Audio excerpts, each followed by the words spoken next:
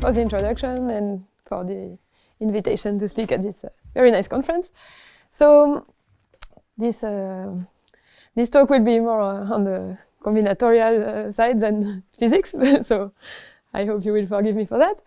And it will be about partition identities. We will see in a minute what it is, and we will see some connections with commutative algebra and also some combinatorial proofs, including the vague idea of a bijection. So I will start the talk by telling you what the Andrews-Gordon identities are, and then we will relate that to commutative algebra in the second section, and later we will prove a conjecture and finish with the bijection I just mentioned. So an integer partition is a non-increasing sequence of positive integers whose sum is equal to n, and in that case the integer n is called the weight of the partition, and the integers along the case that are in the sequence are the parts of the partition. And finally, the length of a partition is its number of parts. So, for example, if you take the number 5, you have all these possibilities to write the partitions of 5, and they can be represented by Young diagrams. So you basically just put the same, the number of boxes that you put in the first row is the first number in the partition. In the second row, you put the same number of boxes as the second part, etc., etc. Okay, so we are interested in partition identities, which are theorems that state that for all n, there are as many partitions of n satisfying some conditions than satisfying some other conditions. Often, one of the two types of conditions is difference conditions between the parts, and the other one is congruence conditions. So the most famous example of that is Rogers-Ramanujan identities. So there are two of them, but let's take the first one. So, for example, for any partition of for any integer n, there are as many partitions of n with difference at least 2 between consecutive parts as partitions of n into parts congruent to 1 or 4 modulo 5. And there is a second identity where you add the fact, so you still have difference 2 between consecutive parts, but you forbid the part 1, and then this number of partitions is equal to the number of partitions congruent to 2 or 3 modulo 5. So if we take again the partitions of 5 that we wrote before, the partitions of 5 into parts congruent to this one here into 1 or 4 modulo 5 are those. There are 2 of them, and those that satisfy the difference conditions are those 2. Okay, and these identities, they are very interesting because they appear naturally in many fields of mathematics. So in combinatorics, of course, that's normal because the partitions are from combinatorics, but also in other fields. So, for example, for physicists in the room, it appears in some work of Andrews and Baxter connected to the hard hexagon model. I'm not an expert on these models, but maybe to you it rings more of a bell than to me. Then number theory, because the generating functions of those partitions are basically modular forms. And also connections with the representation theory of Lie algebras. So I've also been working on that quite a bit recently. But this talk will be more with the connections with commutative algebra, and that was discovered through trying to find connection with algebraic geometry as well by Hussein Murtada and other co-authors of him. Okay, so we will need generating functions to count all of our partitions.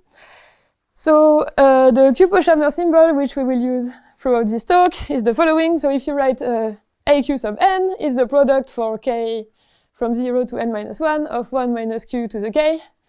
And if you replace n by infinity, you get an infinite product. So the notation also works in that case. And we have nice properties for the generating functions of partitions. So if you try to find the generating function for the number of partitions of n into k distinct parts, where the power of q counts the number that is partitioned and the power of z counts the number of parts, we can see that we get a very simple formula here. So the idea is simply to think that for each integer, we decide whether it will appear in our partition or not.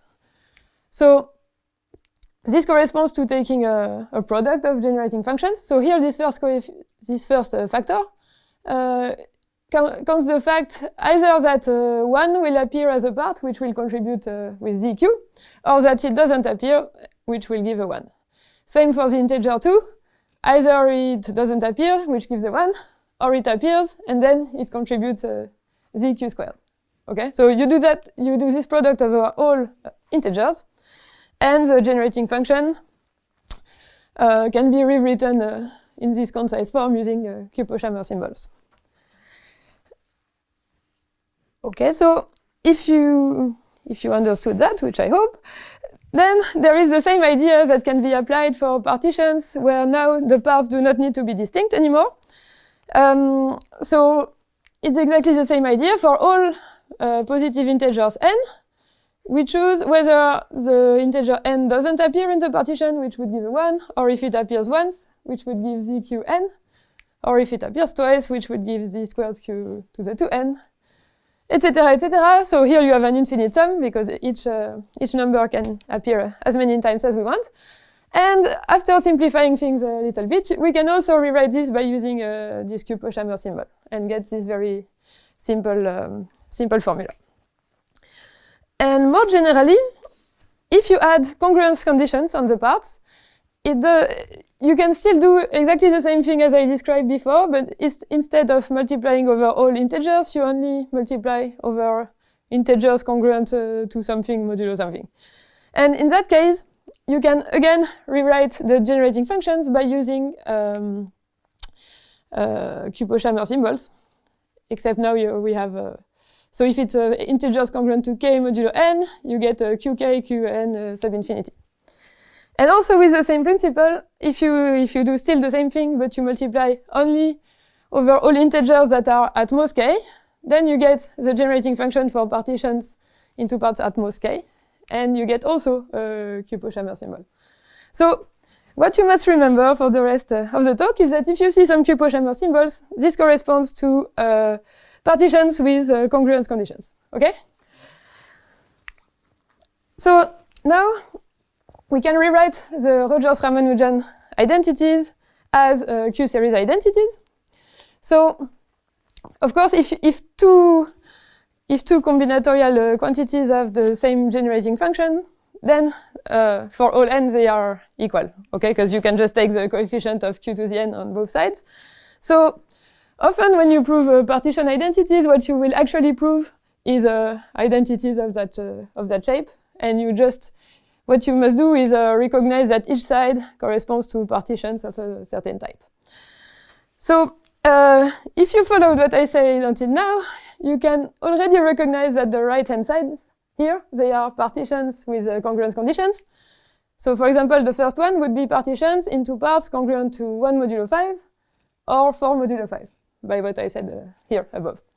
And the second one is for parts congruent to 2 or 3 modulo 5. But still, we don't know about the left-hand side so far. So this is how we interpret that. So the idea is to see that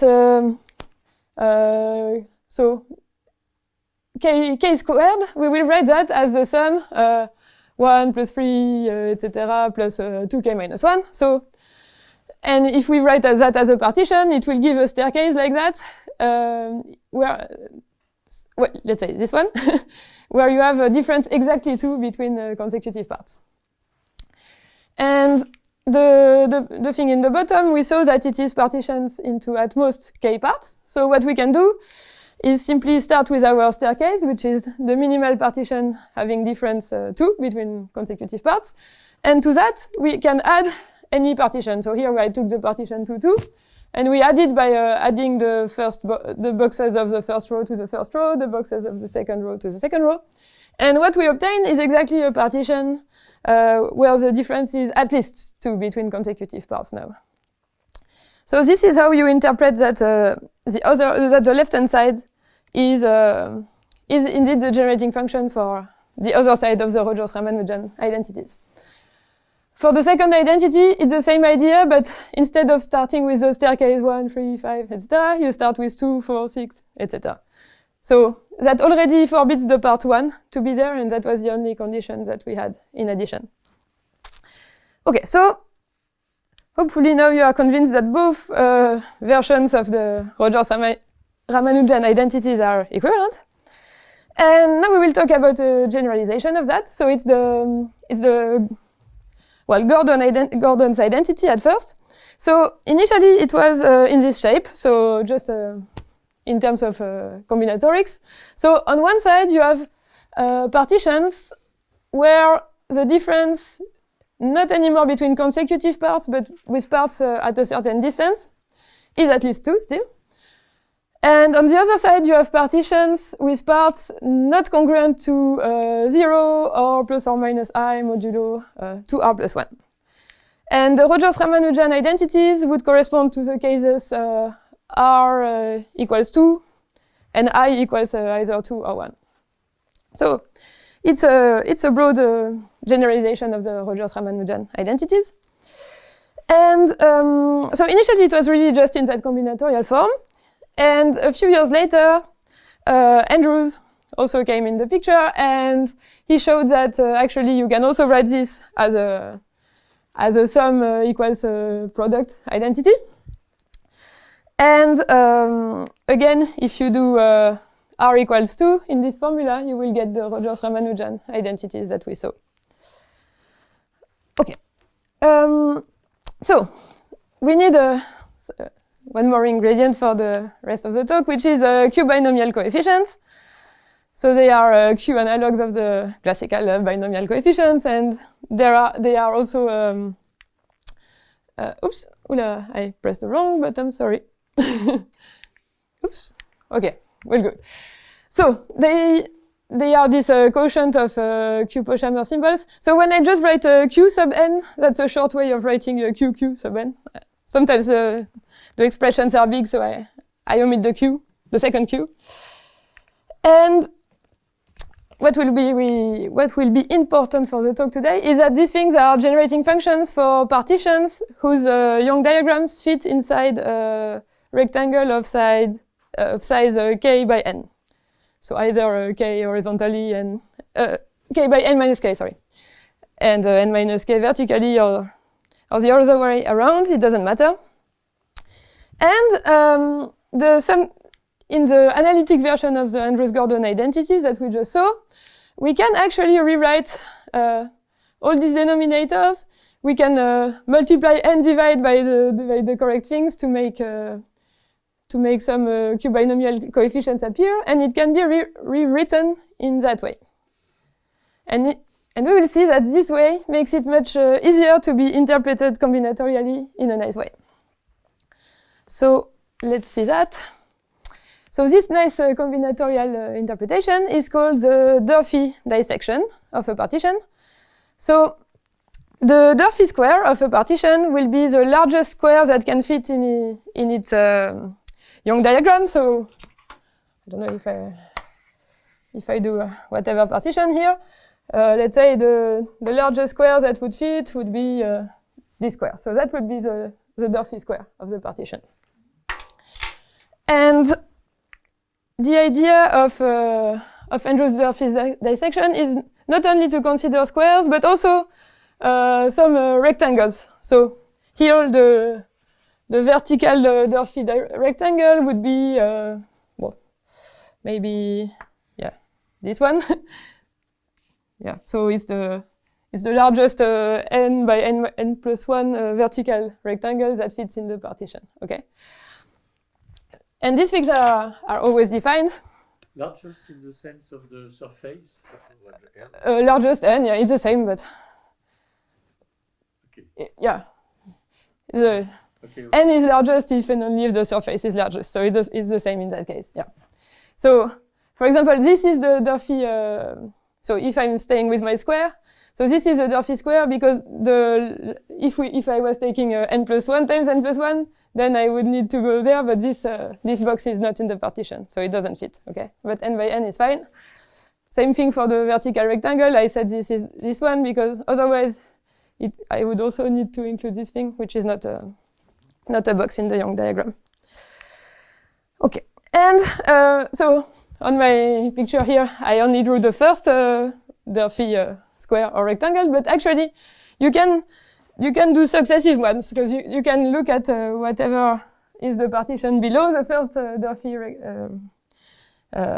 square, let's say, and then try to look for the Durfee square of that partition. So it would be something like that, etc., etc. You can repeat until you reach the bottom of the partition.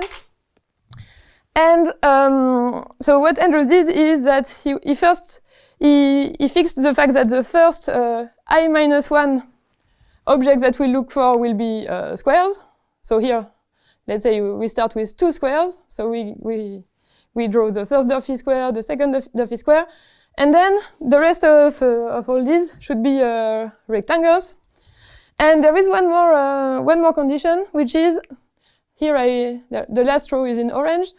Andrews added the condition that the last row of a Durfee rectangle should be a part of the partition. That means that where I put the little cross there cannot be a box. Okay, so the last row should be exactly apart. And then you can see that, okay, let's look at the generating function. I repeated it here from the last slide. So here you see we have q to the n1 squared, etc., plus n r minus 1 squared. So that will be the sizes of all the Durfee squares. Then you have plus ni plus etc. plus nr minus 1. That's for counting all the orange strips. And finally, here on the right, okay, not yet on the right, here on the bottom we have 1 over qq n1. So that would be a partition into parts are at most n1, or equivalently into at most n1 parts. So that would generate the partition mu1 here. Because you can have anything, it just needs to have at least, at most, n1 parts. And then those Q binomial coefficients, they will count the partitions that are here, so mu2, mu3, etc. For example, for mu2, we know that its length should be at most n1, which is the size of the first square, minus n2, which is the size of the second square. And vertically, it should be at most n2. So this is exactly what I said before with Q binomial coefficients. They generate partitions that fit inside those squares. So this is the natural interpretation of the sum. Okay. So now, yes. Sorry. Sorry. Is it possible to, in the upper left corner, upper right corner, sometimes you can put there some rectangles of higher surface than the one below, right? But you don't care about that. Yes. No, it's a choice. We do it vertically, not horizontally. So the first square is uniquely defined, and then we only look below. Yeah, it would be equivalent to only look on the right, actually, but it's a choice. By symmetry, it's the same, but okay. Yeah. Is there horizontal Durfee? You will see. It will come very soon. Yes, there is. Yeah. So actually, back then, Andrews only called it a Durfee rectangle, but in our work, there is actually horizontal as well, so that's why I rename Andrews ones vertical. Yes. So, okay, so we will see a connection with commutative algebra. So we consider the algebra of polynomials over some field. And these polynomials are in variables that are indexed by non-negative integers. And we assign to this grading by saying that the variable xi has weight I. And we write, so Rn will be the vector space such that its basis is monomials with total weight n. So if it reminds you a little bit of partitions, it's normal. So actually those indices of the xi's, they will correspond to parts of partitions. We will see that very soon. Well, actually, very, very soon. I thought it was on the next slide, but it's here. Okay, so if you have a monomial of this shape, it corresponds very clearly to the partition where you take just the indices in a non-increasing order. And the Hilbert Poincaré series of this ring R is the sum of the dimensions of Rn times q to the n, so it's some kind of generating function. And because we said that these elements in the basis, they correspond to partitions, then this is the same as the generating function for partitions of n. So we computed that before, and we are happy. But now we can put some more conditions by actually considering ideals in this algebra. So we will consider the ideal which is generated by x1 to the I, and then all things of the shape xk squared for some k, or xk plus 1 for some k as well.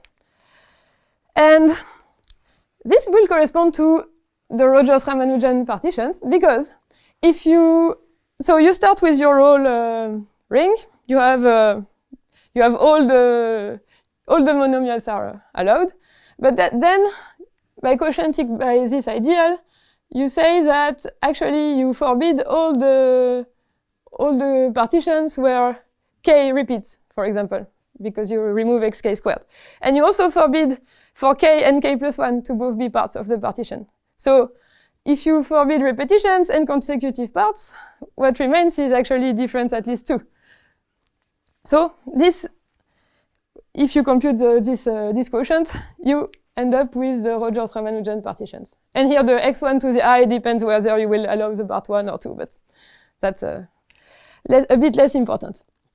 Okay, so in that way we can also compute the Hilbert Poincaré series of this quotient. And Bruschek, Murtada, and Scheppers in 2011, they studied the quotient of still our same R, but now by something called a differential ideal, which will be generated by x1 squared. So by differential ideal, what I mean is that you consider x1 squared and all its derivatives, but the derivative is defined in not in the usual way, but in the fact that if you do the derivative of xj, you get xj plus 1, and then you have the usual Leibniz rule of derivatives. So if you start with x1 squared, you derive, you get 2x1 x2, you derive again, you get 2x2 squared plus 2x1 x3, etc., etc., etc. Okay, and those differential ideas, they are related to arc spaces in algebraic geometry, but I'm not really an expert of that field, far from it, so I will not go further into that. But what is interesting is that in this differential ideal, we can consider several monomial orderings. So the first one is the weighted lexicographic order. So to compute to compare two monomials, you first compare the total weight, but in our case it will always be the same, so that will not be our criterion. And if the weights are equal, then you look at the power of x1 first, and so then x2, etc. So as long as they are equal, you cannot do anything. And at some point there will be the first one that is different between the two monomials. And then if AI is smaller than BI, then this monomial is smaller than that one. So for example, if we take this sequence, so the first two, they have only one term, so it's not so, there is nothing to do. Then we compare x2 squared and x1, x3. So here already the power of x1 is different in the two, and it is in so in this monomial it has the biggest power of a. So this is the monomial that is bigger with this ordering. Okay? And well, so far, if it was the only order, it wouldn't be too interesting, but there is also the reverse weighted lexicographic order. So again, you start by comparing weights, but for us, they are always equal. And then what you do is you start from the end, and same thing, you compare the powers of the xi's. And the first one that is different, it should be now that ai is bigger than bi. So if we compare now again the same two monomials, so we start from the right, so the power of x3 is the first that differs. And here it has a bigger power of x3 here than here. So because it's reverse order, it's this one which will be the leading monomial. Okay. So if you take the same ideal, you might not get the same leading monomials depending which order you consider. And the same authors as before, they proved that the leading ideal of the ideal we consider, again, there is one more condition for whether the part one is allowed or not, but let's focus more on the differential ideal part. Then they showed that the ideal of leading terms according to the order, to the weighted reverse lexicographic order that I just showed, is actually the ideal that corresponded exactly to the Rogers-Ramanujan identities. Okay, so yeah, in general, an ideal is not generated by the leading monomials, but if you can do that, then it is a Grosvenor basis, and it's not always easy to either find Grosvenor basis or prove that something is a Grosvenor basis. And the question was, what would happen if you do the same thing, but for finding leading monomials, you use the other order that I showed, so the weighted, not reverse this time, lexicographic order. And that led to a conjecture. So if we go back to the Gordon identity that was there, I already showed it to you before. Then the same authors, Bruchek, Murtada, and Shepers, they also showed that there is an ideal, a differential ideal corresponding to these identities as well. So it's just, before for Rogers-Ramanujan we had x1 squared, and we took the differential ideal of that. Now we take x1 to the r, and we take the differential ideal of that. And again, the x1 power I is just used to check the number of parts 1 that are allowed. And it's the leading ideal of this JRI, which is the ideal corresponding to the Gordon's identity. It works in the same way as Rogers-Ramanujan, just a bit more complicated, but the idea is really the same. So there was a conjecture by Pooneh Afsharijoo, who was at the time the PhD student of Hussein Murtada, which was that she guessed some formula I will show you later for the leading ideal of the same differential ideal, but with the other order. But the problem was that finding Grosvenor basis was not at all easy in that case. So that led her to a conjecture and not a theorem back then, which was, so I can show you that quickly. So she defined something here, some formula with you take a partition, lambda 1, lambda L, and then she defined some particular parts of this partition, which she called PIM. So when m equals 1 is just the last part. And then what she did is, basically, the idea is to start from the bottom and take either a square or a rectangle, starting from the bottom. So here it would be, I don't know, this one.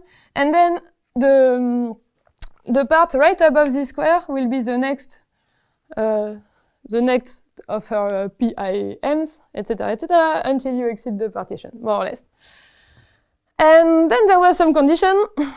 I will show you all of this in a slightly simpler way on the next slide, so I go relatively fast on the conjecture itself.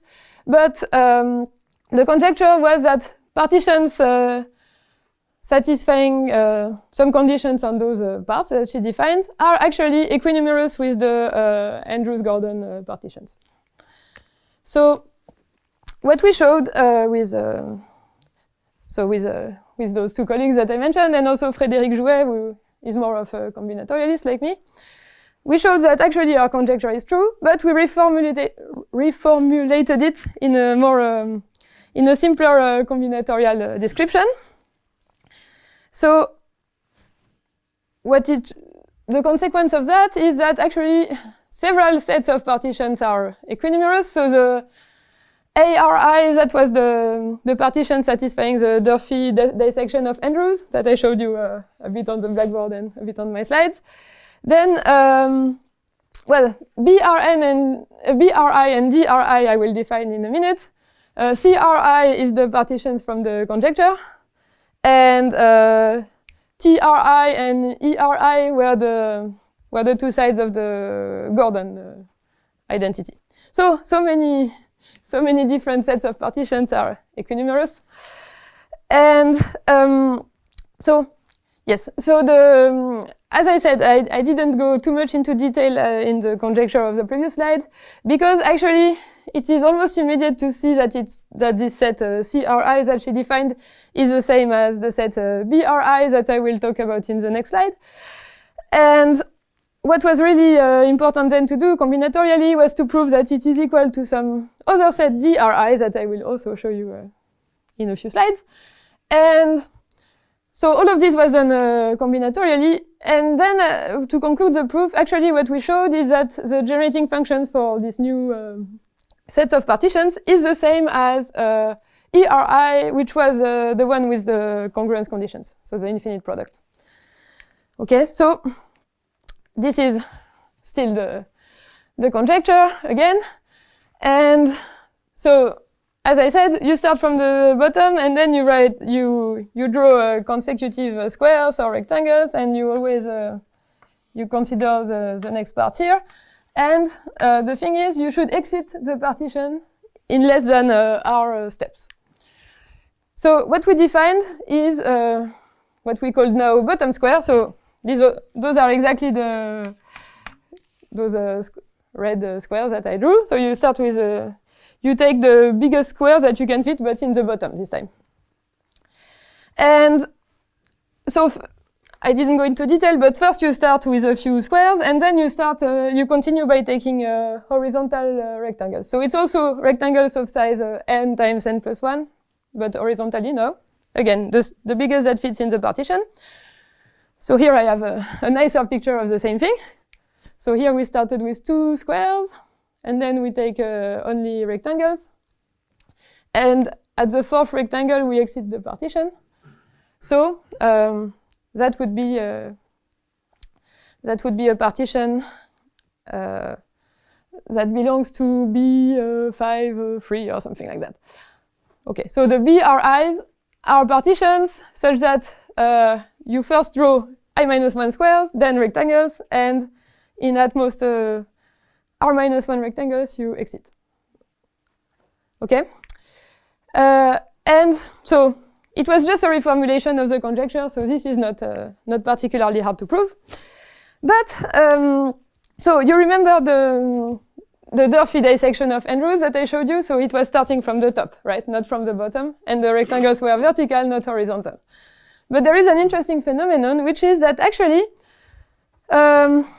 even though it's not so easy to prove combinatorially, whether you start from the bottom or actually from the top, if you take horizontal rectangles, it will still be equinumerous. So let's see that.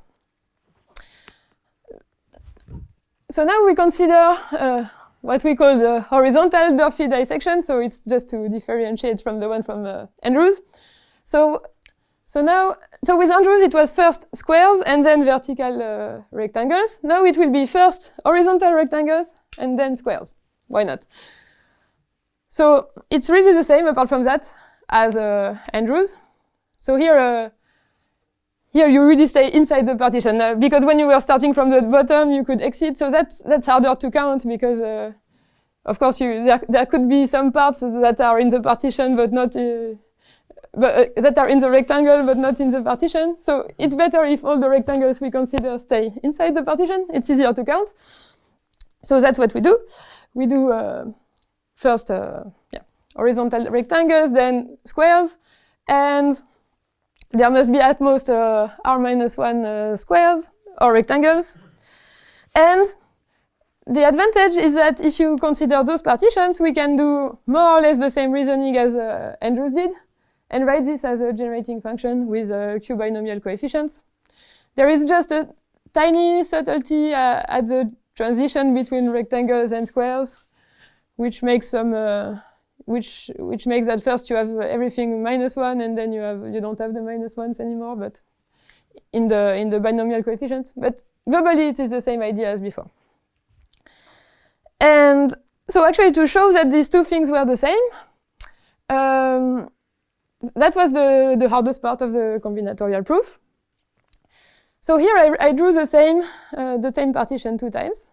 And actually what you can maybe notice is that if you take the height, starting from the bottom, of the top of all of the squares or rectangles, then they are intertwined with each other. So let's look at this picture, where I drew both on the same picture.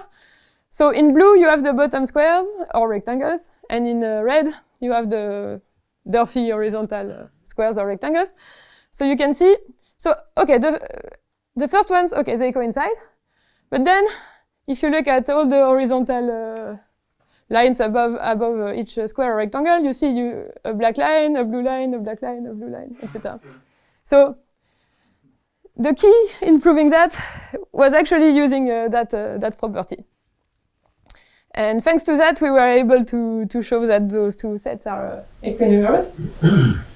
So this is a more complicated way of saying what I just said, and a bit more detailed as well, but yeah, I don't think we need to go so much into detail. So finally, what we do is that we have the generating functions that we showed before, but we can again, by using the definition for Q binomial coefficients, we can actually simplify some denominators and numerators, and we get, in the end, these formulas. So we said that at the end, we wanted to show that this is the same as the generating function for the Andrews-Gordon partitions. So actually this infinite product, okay? So to do that, we were relatively lucky because there was a formula due to Bressoux, which is this Q-series identities, but it's a bit different because here we have a sum on the left, which we also had, but on the right, it is a sum of products, not just a product. But luckily enough, the left-hand side we were interested in is exactly the difference between two consecutive of these SIs. And on the right, if you take the difference between two consecutive ones, you get just one infinite product. So we get exactly the infinite product that we wanted, which is nice. And yes, so this completes the idea of the proof of the conjecture of Pooneh Afsharijoo. And in the last part of the talk, I will talk about something different but related, which is a bijection. And to do that, we will start by going back to the Andrews-Gordon identities. And so we had both a combinatorial version by Gordon, where we had partitions where the difference between parts at distance r-1 is at least 2. And on the other hand, we had this analytic version. However, thanks to what I said in the introduction, I think you are all convinced that the right-hand side is clearly partitions with congruence conditions. But on the left-hand side, it is much less clear why this generating function corresponds to those difference conditions between consecutive parts. I showed you the interpretation of that with the Durfee dissection, and that one was clear. But it is much less clear to do a combinatorial connection between this difference between parts, which needs to be at least 2, and this generating function. So actually, originally by Andrews, it was done by proving that that both the left-hand side here and the combinatorial quantities satisfy the same recurrence equations. But there was no bijective proof of that. And then there was, relatively recently, at least much later than Andrews, a bijective proof given by Warner between partitions satisfying those difference conditions and another type of partitions that is a bit more obviously generated by this generating function on the left. But there is, of course, the Andrews-Gordon identities, but there is another identity, also of Bressou, which can be considered as a even modulo analog of Andrews-Gordon.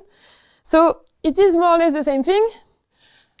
You still have a difference 2 between consecutive parts at distance r-1. But in addition, you also have a condition that actually the difference can be the difference at distance r-2 can be at most 1 only if the sum of certain parts is congruent to something modulo 2. There is this additional condition about modulo 2. Okay, so that's the difficult side of the identity. The congruence condition side is actually more simple. It's still parts not congruent to 0 or plus minus I, but now modulo 2r. For Andrews-Gordon, it was modulo 2r plus 1. So it was also proved that this can be rewritten as a sum like that. So it's very similar to Andrews-Gordon, except that here you have some you have a Q-Poshammer symbol with q squared, q squared. And on the right, it has the same shape as before, except it's modulo 2r and not 2r plus 1. So again, in that case, it's also clear that the right-hand side here is the congruence conditions that we want. But again, it is not so clear why the left-hand side, at least it's not so clear combinatorially, why the left-hand side would be the generating function for partitions satisfying all these complicated conditions. Again, by Bressou, it was proved by doing recurrences, and so it was not a direct combinatorial proof. So with still Frédéric Jouet, who was also on the other paper, and also Isaac Conan, who was my postdoc, we proved, we gave a bijection between the partitions, so the TRI are the partitions with difference conditions in the Andrews-Gordon identity. The URI are the partitions with difference conditions in the Bressou identities. And objects, which we will see very soon, which whose generating functions are more clearly those big sums that we have. And so in the case of the Andrews-Gordon identities, it gives more or less the same thing as Warner, except that our bijection is a bit more simple.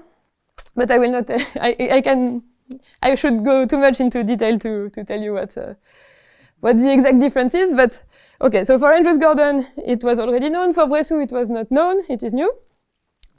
And so why is it related to what we saw before? It's that actually from our bijection, our bijection, it's on 2 quite general sets of partitions, but we can restrict it on some smaller subsets.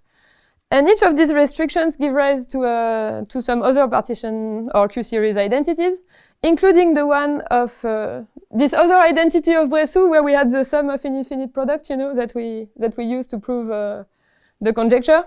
So this one can be deduced also from this bijection. So I will not tell you the details of the bijection, unfortunately, but I will just give you a quick idea. So instead of, so far we were always considering partitions in terms of the sequence of their parts, right? But now we will actually consider them in terms of multiplicities. So for example, if we take the partition 4, 4, 3, 1, 0. Also, slight difference, we allow the part 0 in our partitions now. And so here, if you want to write these partitions in terms of multiplicities, you look how many times the part 0 appears, so it appears 1 time. How many times the part 1 appears, it appears 1 time, so we put a 1 here. The part 2 doesn't appear, so we put a 0. The part 3 appears 1 time, so we put a 1. And the part 4 appears 2 times, so we put a 2, and then we have just zeros. Yeah. So the frequency or multiplicity sequences, they always end with an infinite sequence of zeros, okay? So the partitions with difference conditions in the Andrews-Gordon identities, so difference at least 2 at distance r minus 1, that can be expressed relatively easily in terms of frequencies. So I don't give you the details of how to do that, but it's actually not such a complicated proof. So it is just that for all u, the sum of frequencies of u and u plus 1 should be at most r minus 1. And again, I don't go into detail, but this thing about f1 is to regulate the number of parts 1 that are allowed, like in all the rest of the talk. And we define a set AR, which is the partitions such that in their multiplicity sequence, we have these conditions that I just said, and also that the part 0 can appear at most r minus 1 times. And what we did was give a bijection between this set AR and some other set. So we defined a partition mu of, depending on r minus 1 parameters, ni, and it is defined relatively simply in terms of frequency sequence. So you start with n r minus 1 times the frequencies r minus 1, 0, r minus 1, 0, etc. Then you do the same thing, j0, j0, j0, nj minus nj plus 1 times, etc., etc. And we finish with 1, 0, 1, 0, 1, 0, n minus 1 minus, sorry, n1 minus n2 times. And then again, we finish with an infinite sequence of zeros. So this partition, it has length n1, etc., plus nr minus 1. So this is just by adding all the numbers here that you get that. And its size, it is given by this sequence, this quantity. And this was more or less what we had in the powers of Q in our multisums, if you remember more or less what it is. So that's more or less what you would get if you do successive Durfee squares and then some and you start with some rectangles. Or that's more or less where the idea came from, let's say. And now we define some new set, P, which also depends on parameters Ni. And so it's not exactly a partition, it's a sequence of partitions, if you want. And PR will be the union of pairs, where the first element of the pair is the partition mu that I defined in the previous slide, and the second element is a partition, well, it's not a partition, but it's an object in this new set P of n1 and r minus 1. And the weight of an element in this set is the weight of the partition mu plus the sum of the weights of all the sub-partitions, if you want. And finally, the length is just the length of mu. And what we gave was an explicit bijection between the set PR and the set AR that we defined in the previous slide. And this bijection preserves both the weight and the length. And we can apply it to some subsets of PR. So, for example, we have a set QRI. So it's partition. It's the objects in P of n1, etc., and r-1, such that in addition you have some additional conditions on certain parts, and we also have another subset SRI, which is of the same shape, but it has some parity condition in addition, and the parity condition will make the connection with Bressoux. So the generating functions of these sets, we can show that they are the following. And the bijection induces bijection between the sets we wanted to compute, so the TRIs and URIs, and those sets Q and S. And so that gives a bijective proof that the sum side of the analytic version is indeed the generating function for the partitions we were interested in. And by restricting to some other sets, we got some new identities. The first one was the one of Bressoux that we used for proving the conjecture, and the other ones, they are new, they are something else. And there are actually even more identities in the paper, but I wanted to just display a few. So thank you so much for your attention.